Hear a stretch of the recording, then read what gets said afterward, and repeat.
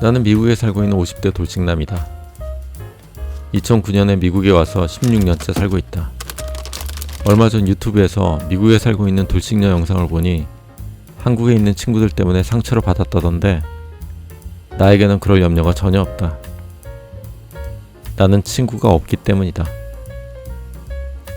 한국에 있을 때나 미국에 와서나 결혼 후에는 친구들과의 관계가 뜸해졌고 미국에 오고부터는 살아가느라 여유가 없어서 그리고 이혼 후에는 정신도 없고 나와 그들의 상황도 다르다 보니 이래저래 대부분의 관계가 멀어졌다. 나 또한 그닥 인간관계에 연연하지 않다 보니 일부러 연락하거나 하지 않았다. 무엇보다 늘 하루하루 내 인생 살기에 바빠서 연락한다거나 누구와 만난다거나 하는 게 그리 중요하게 여겨지지 않았다. 그리고 나는 홀가분한 것을 좋아한다. 인간관계도 그렇다. 그런데 가끔 주말 저녁에 한가한 시간대에 한국마트 같은 데를 돌아다니며 장을 보다가 갑자기 내가 정말로 홀혼달신 혼자라는 느낌에 온통 휩싸일 때가 있다. 그리고 생각한다. 이렇게 살아가도 괜찮은 건가? 사실 좀 걱정이 될 때도 있다. 하지만 늘 그런 건 아니고 가끔, 아주 가끔 그런다. 대부분의 경우에는 그냥 살아가느라고 바쁘다. 40대 돌직남이었을 때는 여기저기서 여자를 소개시켜주겠다고 했었다. 주위의 한국 사람들부터도 그랬고 아니면 같이 일하던 사람들 중에 남미 사람들이 남미 여성을 소개해주겠다는 경우가 많았다. 나는 이게 다 K-드라마 여행인가 정도 생각만 했을 뿐 하루하루 풀타임 잡에 부업까지 하느라고 시간도 에너지도 없어서 그냥 지금은 그럴 상황이 안 된다고만 했다. 그런데 이제 50대에 들어서자 그런 제한은 거의 없다. 아마도 이제는 겉으로 보기에도 영락없는 나이 먹은 50대 티가 나서인가 보다. 흰머리가 거의 백발이 될 지경이고 이제는 얼굴도 영 아니다. 미국에서의 이민 생활은 하루하루 밥벌이 하기 바쁘다. 그것도 내 모국어가 아닌 서툰 영어를 써가며 어떻게든 해나가야 한다. 그야말로 어떻게든 해야 한다. 그래서 나는 일을 한다. 미국에 와서 사무직으로 조그만 한국 회사에서 몇 년을 일하면서 겨우겨우 아파트 렌트비와 다른 생활비를 내다가 그마저도 2017년도에 이런저런 사정으로 그만두게 되어 한동안 우버를 했다. 우버는 자기 차로 운전해서 원하는 승객을 목적지까지 태워다주는 서비스다. 우버와 리프트가 대표적인 서비스다. 지금도 우버를 시작한 첫날 첫 손님을 받았을 때의 두근거림을 잊을 수가 없다. 우버 첫 손님에게 내가 오늘이 처음이고 당신이 첫 손님이며 사실 약간 떨린다고 했다. 그는 약간의 위로의 말과 함께 내리면서 행운을 빈다면서 팁을 주었다. 그리고 우버나 리프트 같은 일을 하면 손님들과 대화하면서 영어 연습도 할 수 있는 장점이 있다.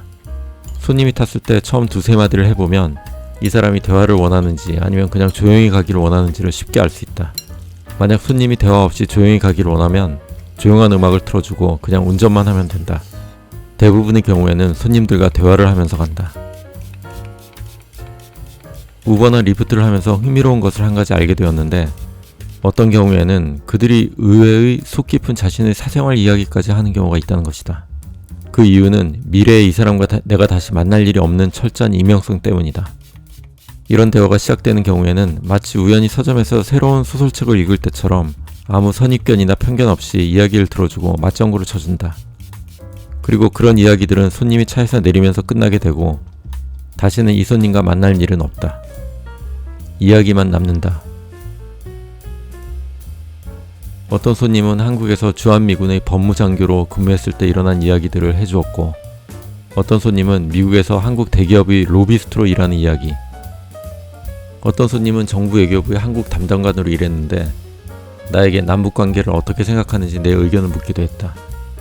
어떤 흑인 의대생은 자신이 나이가 30이 넘어 뒤늦은 나이에 의대에 가게 된 이유를 진지하게 이야기해 주었고 어떤 젊은 백인 여성은 자신의 남편과 있었던 이야기, 어떤 흑인 할머니는 자신이 처음 대도시로 이주해 왔던 1950년대 이야기를 해주어서 매우 흥미로웠지만 정말 안타깝게도 나이든 흑인 할머니의 영어를 이해하기가 나로서는 정말 어려웠다. 어떤 손님은 한국계 2세로 자신이 본 한국인 부모의 모습에 대한 이야기를 해주었다. 한 번은 공항에서 영국에서 온 두 남성과 캐나다에서 온 두 여성이 합석했었는데 그 이후 40분간 차 안은 엉뚱하게도 미국 정치에 대한 대토론장이 열렸다.